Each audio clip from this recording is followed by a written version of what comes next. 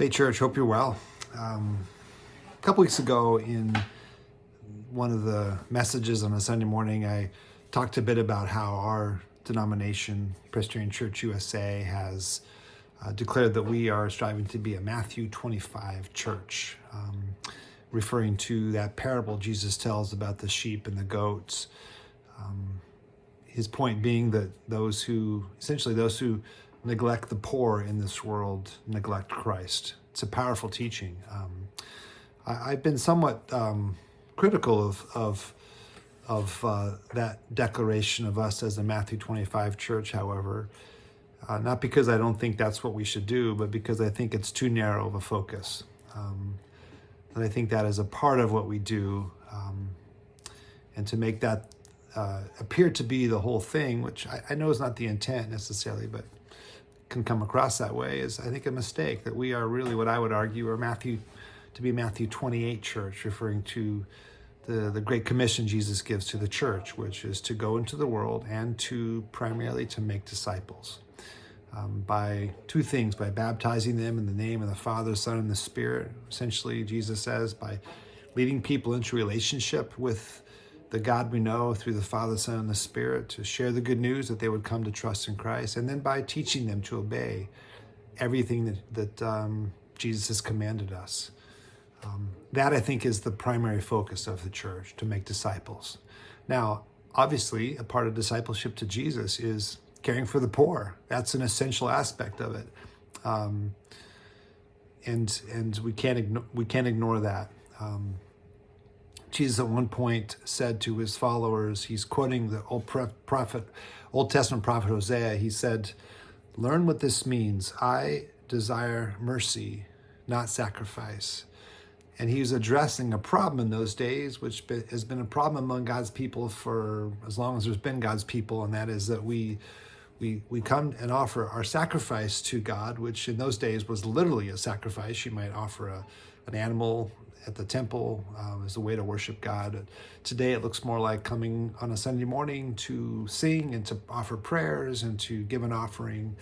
But we come in to worship God, and yet we don't offer mercy to those around us in the world. And this is an issue that God desires our worship and is pleased with our worship. But once we begin to neglect mercy, treating people in the world the way Jesus treats people in the world, particularly those who are marginalized, the poor, then suddenly our worship becomes even offensive to God. I'm going to quote, I'm preaching from Micah this Sunday, but I'm going to quote Amos, a famous passage from Amos 5, where Amos, the prophet, says, he's speaking for God to Israel, I despise your festivals. I take no delight in your solemn assemblies. Even though you offer me your burnt offerings and grain offerings, I will not accept them. And the offerings of well-being of your fatted animals, I will not look upon. Take away from me the noise of your songs. I will not listen to the melody of your harps, but let justice roll down like the waters and righteousness like an ever-flowing stream. At that point, the people's worship, their offerings, had become offensive to God. He wanted nothing to do with them because they had neglected justice and mercy.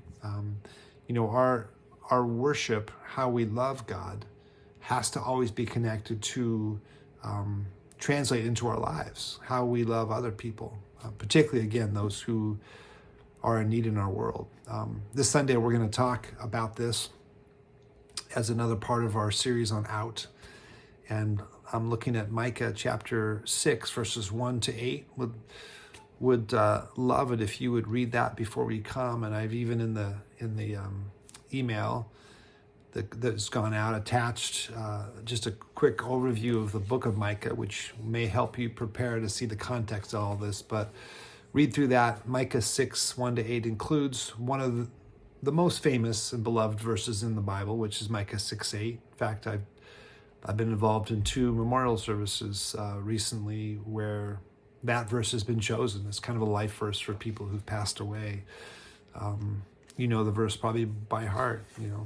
What does the Lord require of you? That we would do justice, that we would love kindness, and that we would walk humbly with God.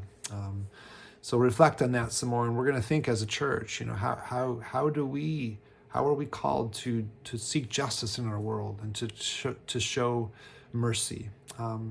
I love it, and I'll say this again. I've said it before, that I think Faith is a community that really has a heart for this. So we do want to come alongside those in our world in need and care for them. Some of the problem and challenges, we're not sure how sometimes to do that.